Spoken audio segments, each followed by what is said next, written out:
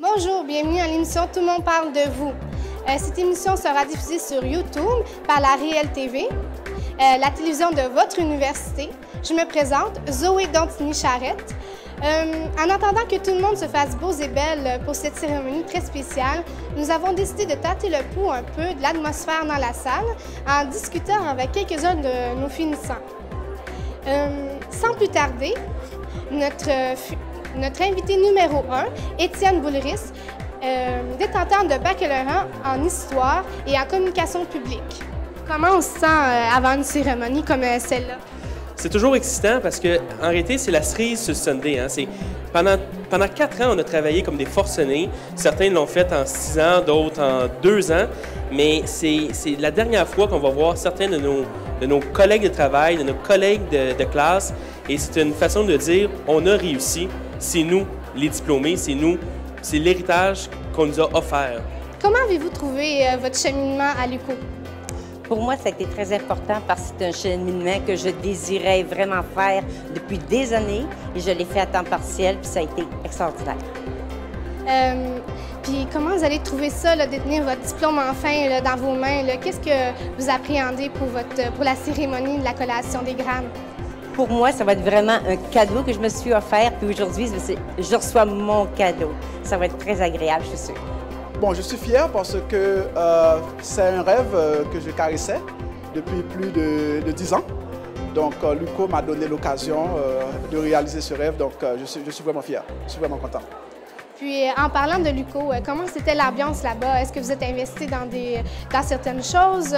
Qu'est-ce que vous avez pu faire pour mettre un petit peu d'ambiance à l'UQO? Comment était l'ambiance avec vos amis?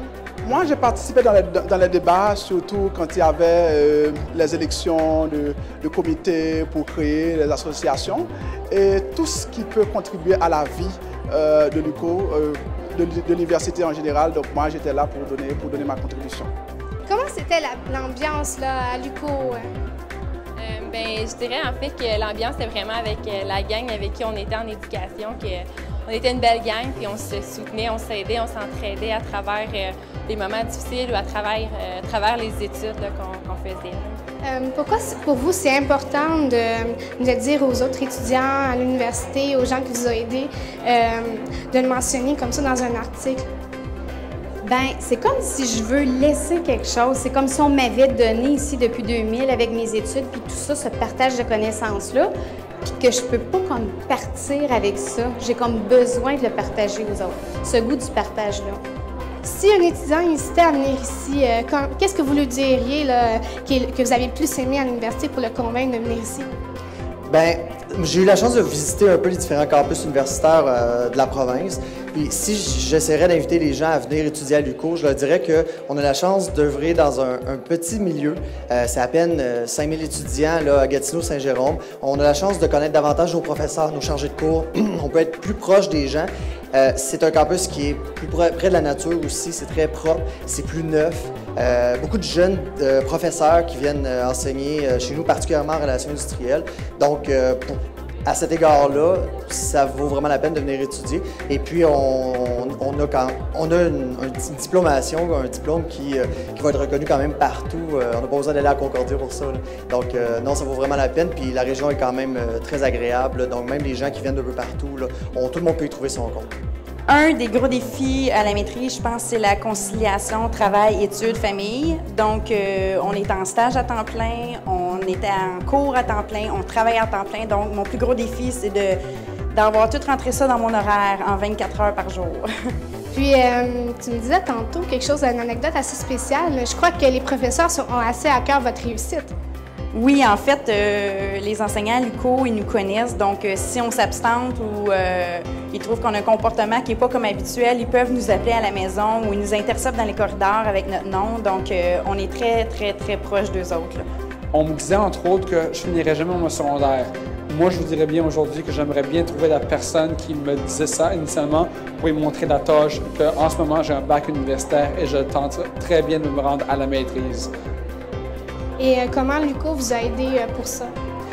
Certains profs ont été là plus que moi, simplement parce que cause humaine, on s'entendait mieux, alors, puis qu'on avait une ligne de pensée similaire. Donc, il y avait certains profs qui avaient vraiment une politique de porte ouverte. Je pouvais vraiment les jaser en tant que d'un humain à l'autre, d'un académique à un autre, je dirais. Et ainsi, dans ce sens-là, je me sens vraiment valorisé en tant qu'étudiant et j'ai vraiment pu réussir mon bac. Qu'est-ce que ça représente pour toi? C'est important de venir ici? Je pense que c'est l'accomplissement de 3 années d'école, d'études. Je pense que c'est le fun, c'est une récompense un peu pour tous les efforts qu'on a mis dans toutes ces 3 années-là. Puis je pense que tout le monde ici sont très heureux de venir ici pour profiter de cette journée-là. On a un peu le même parcours, Laurie et moi. On a fait partie des Jeux de la communication à 2 reprises pour la première et la 2e édition. D'ailleurs, elle a remporté le 2e prix pour entrevue journalistique et j'ai remporté le 1er prix pour communication événementielle. Et également, on a fait partie de Réel Radio, qui est la radio de l'UQO. Qu'est-ce qu'on a fait d'autre, Laurie? Pas mal ça, ouais, je pense. On a participé aussi aux activités de promotion pour l'UQO. Donc, des trucs du genre, on voulait s'impliquer, on trouvait que c'était important. Merci beaucoup d'avoir assisté à la télévision de la web télé Réel TV qui va être diffusée sur YouTube et dans le cyber magazine Savoir. Merci à tous nos invités, c'était un plaisir.